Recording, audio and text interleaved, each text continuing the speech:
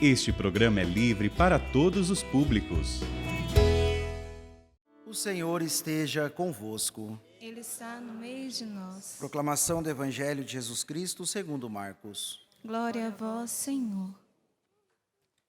Naquele tempo, os mestres da lei que tinham vindo de Jerusalém diziam que ele estava possuído por Beelzebu e que pelo príncipe dos demônios ele expulsava os demônios. Então Jesus os chamou e falou-lhes em parábolas. Como é que Satanás pode expulsar a Satanás? Se um reino se divide contra si mesmo, ele não pode manter-se. Se uma família se divide contra si mesmo, ela não poderá manter-se. Assim, se Satanás se levanta contra si mesmo e se divide, não poderá sobreviver, mas será destruído. Ninguém pode entrar na casa de um homem forte para roubar seus bens, sem antes o amarrar. Só depois poderá saquear sua casa. Em verdade vos digo, tudo será perdoado aos homens, tanto os pecados como qualquer blasfêmia que tiverem dito. Mas quem blasfemar contra o Espírito Santo nunca será perdoado, mas será culpado de um pecado eterno. Jesus falou isso porque diziam, ele está possuído por um espírito mau. Palavra da salvação.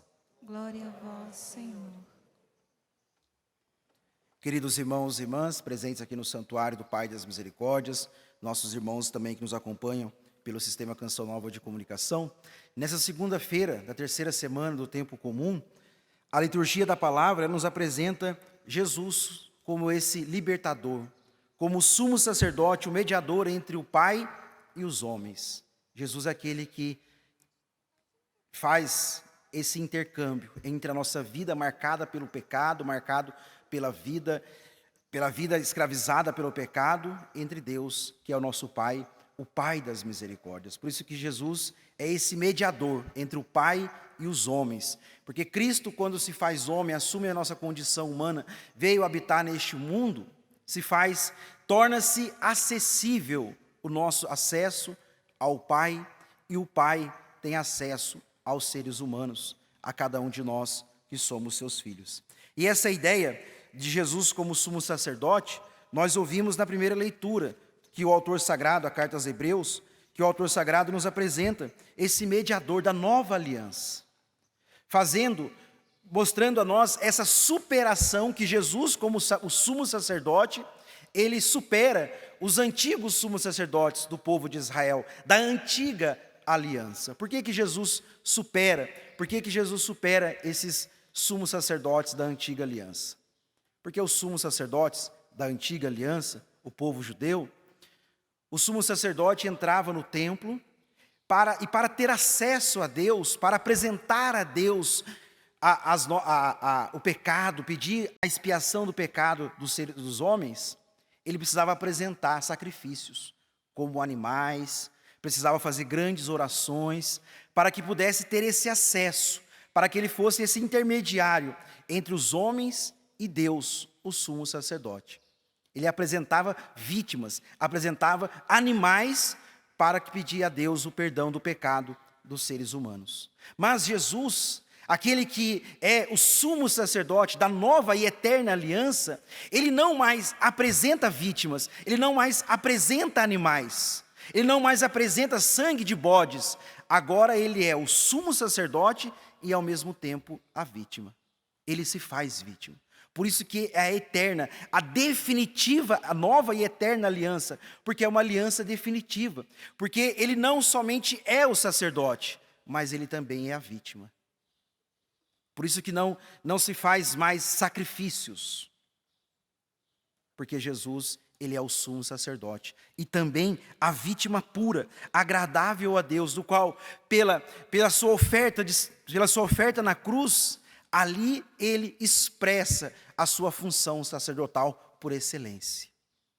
Porque no alto da cruz, Jesus expia todo o pecado da humanidade, o nosso pecado. E na cruz, como sumo sacerdote, E como vítima, ao mesmo tempo, nós voltamos a ter acesso à casa do Pai. Nós voltamos a ter o acesso à casa de Deus. Por isso que Jesus, pela sua entrega, pela sua oferta voluntária, amorosa, no alto da cruz, ele é o sumo sacerdote que supera o antigo sacerdote, da antiga aliança, e ao mesmo tempo ele é vítima. Porque ele se oferta, ele derrama o seu sangue no alto da cruz como vítima agradável a Deus para expiar os nossos pecados. Agora nós não somos mais devedores, porque ele pagou no alto da cruz para nós. Agora, em Cristo Jesus, a humanidade não mais está condenada à morte eterna, condenada ao pecado. A humanidade não está mais condenada ao inferno. Pela oferta de Cristo, sumo sacerdote e vítima, a humanidade se torna uma humanidade bem-aventurada. Eu e você, todos nós, somos bem-aventurados, porque agora nós somos herdeiros do céu.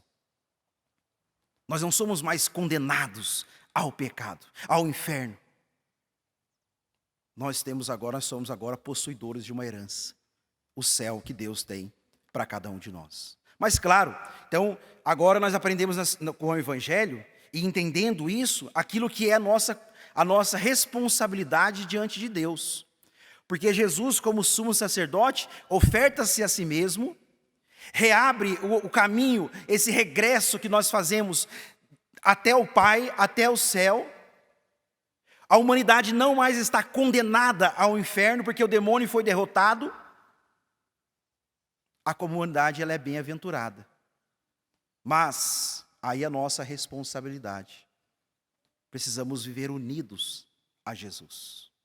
Unidos a Deus, como homens e mulheres da nova aliança, que não vivem mais a antiga, que não vivem mais a vida velha, vivem a vida nova, a nova aliança, para que nesse caminho de regresso à casa do Pai, nós possamos chegar.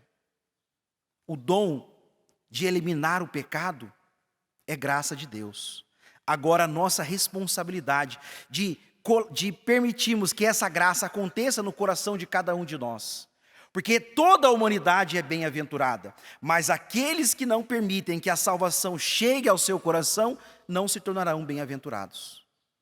Não contemplarão a felicidade plena, que é o céu que Deus tem para nós. Por isso, amados irmãos e irmãs, que no Evangelho de hoje nós ouvimos essa acusação do demônio contra Jesus, e o demônio usando desses homens para dizer que Jesus estava possuído pelo espírito do mal. Porque qual é o papel do demônio? Confundir as pessoas, enganar as pessoas. E assim quiseram fazer com Jesus, acusando de uma acusação incabível. Porque Jesus, ao exercer a sua autoridade contra as enfermidades, contra os espíritos malignos, ele está atestando, mostrando que ele é o Filho de Deus. Porque ele está expulsando, porque ele veio revelar a maldade, a enganação da serpente. E ele veio revelar e eliminar a enganação da serpente. Então é incabível essa acusação contra Jesus que ele está expulsando em nome de Beelzebu. Porque pelo contrário, ele veio eliminar, ele veio destruir definitivamente as obras de Satanás. Ele não veio construir o reino de Satanás. Ele veio destruir o reino de Satanás em nossos corações e implantar o reino de Deus. Mas o que isso se faz importante para cada um de nós? Eu dizia que o inimigo trabalha para nos enganar. Ele trabalha para nos acusar, para nos fazer não nos abrir à salvação de Deus. Jesus é o sumo sacerdote, que se torna acessível à nossa vida a misericórdia do Pai. O demônio veio acusar. Porque se nós, abrindo o nosso coração, o nosso olhar para essa acusação do demônio, nós não nos abrimos à misericórdia de Deus. Porque Deus veio agir, veio revelar a sua salvação através da sua misericórdia. Por isso que o demônio trabalha para que nós não olhemos para a misericórdia de Deus, mas nós fiquemos olhando mais para as nossas fraquezas, mais para os nossos pecados como derrotados. Mas nós não somos. Eu dizia, em Cristo Jesus a humanidade se torna bem-aventurada. O demônio vem nos acusar, o demônio vem nos enganar, o demônio vem nos fazer cegos para não enxergarmos o tamanho da misericórdia do Senhor para cada um de nós. Porque se nós não enxergarmos a misericórdia, não nos abrimos de fato a essa misericórdia, nós não experimentaremos essa salvação. E aí nós ficaremos focados muito mais nos nossos pecados, muito mais nessa humanidade velha que existe, no homem velho que existe dentro de nós, e não nos abriremos à vida nova. Talvez você já fez essa experiência de muitas vezes diante dos nossos fracassos, diante dos nossos pecados, ou daqueles pecados que nós às vezes lutamos para vencê-los e não conseguimos, que nós pensamos assim: deixa para lá, eu não vou mudar mesmo. Essa mania, esse jeito de ser, não tem mais solução, deixa para lá. Porque nós já fomos enganados pelo diabo. Não há nada que não possa ser mudado pelo amor misericordioso do Senhor.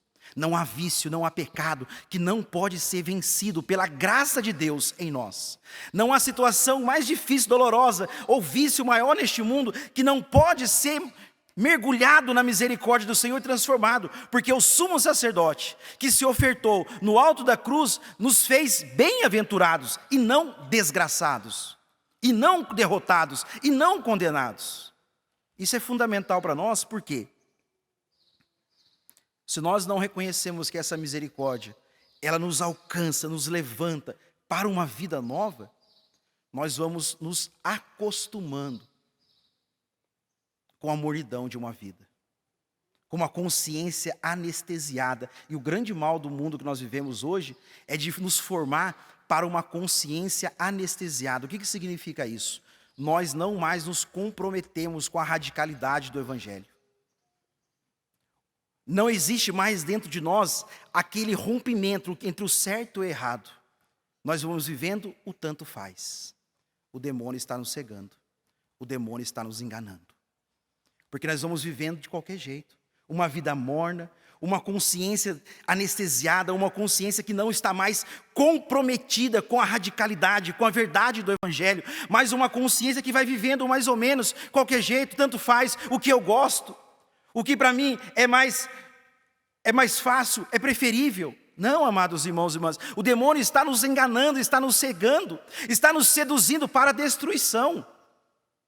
Para a destruição. É necessário percebermos que o sumo sacerdote, que é Cristo Jesus, sacerdote e vítima, que se ofertou definitivamente no alto da cruz, abriu o acesso ao coração de Deus para todos os pecadores, para que, acessando o coração do Pai pela Eucaristia, nós assumamos a vida nova que Ele tem para nós. Mas se permitirmos que o demônio continue nos seduzindo, nos enganando, nos acusando. E vejam, qual é o grande mal? Ele não que vai nos acusar, apontar o dedo na nossa cara dizendo, seu desgraçado. Mas ele vai dizer para nós assim, viva de qualquer jeito, você não tem mais jeito. Continue vivendo com essa vida morna. Continue vivendo com essa vida descomprometida, porque você não tem mais jeito. Ele não nos acusa de dizer assim, isso, apontar os nossos erros na nossa cara. Porque nós sentiríamos vergonha. Imagine ele apontando os meus erros na minha cara. Eu, para confessar, eu tenho vergonha. De olhar no espelho e ver os meus erros, eu morro de vergonha, é um sacrifício. Agora ele diz o quê? Continue assim. Continue morno. Continue anestesiado. Continue de qualquer jeito. Continue negociando as verdades. É assim que o demônio vai seduzindo. É assim que o demônio vai nos cegando. É assim que o demônio vai nos acusando. Mas Jesus não veio acusar. Jesus veio salvar. E a sua salvação, chegada, alcançada em nossos corações, precisa nos levar a uma vida de coerência, uma vida de compromisso com o Evangelho. O problema, amados irmãos e irmãs, não é pecar. O problema é não deixar que Deus nos perdoe. Louvado seja nosso Senhor Jesus Cristo.